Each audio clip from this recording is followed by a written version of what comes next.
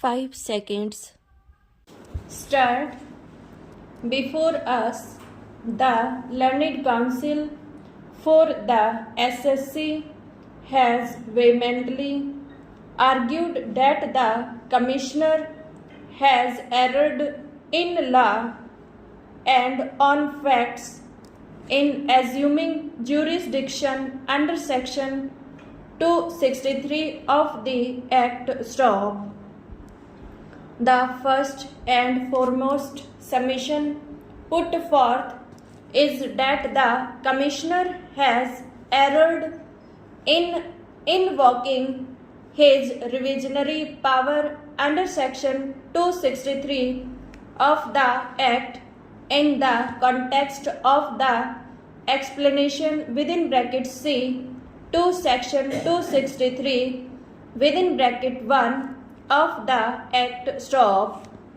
It is submitted that in terms of explanation within bracket C to Section 263 within bracket 1, the Commissioner was not entitled to revise the assessment order on the issues relating to the claims of deduction under Section 10A and 80 HHE of the Act, inasmuch as the said claims were critically examined and partially disallowed by the assessing officer, and the same were subject matter of consideration and decision by the Commissioner of Income Tax within bracket appeals in the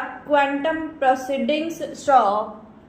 In this regard, it has been pointed out that in the assessment proceedings, the claim of the SSC for deduction under Section 10A, as also the quantum of deduction under Section 80 HHE of the Act was modified, and the same was carried in appeal before the Commissioner of Income Tax within bracket appeals, who wide order dated 23/1/2006 has allowed relief to the SSC. Stop.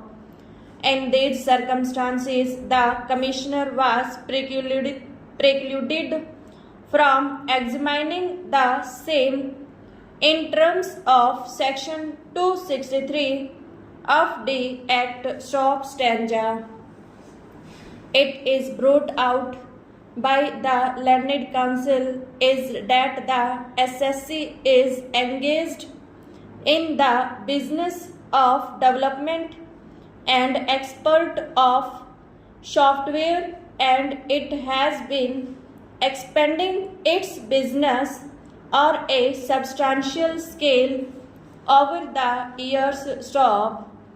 It is submitted that for over a period of years, the SSC has established various new undertakings at different locations, which are not only physically identifiable but are also separate, independent and severable units, and the SSC company has been claiming and was allowed exemption in respect of the profits of such individual units in terms of Section 10A of the Act. Stop.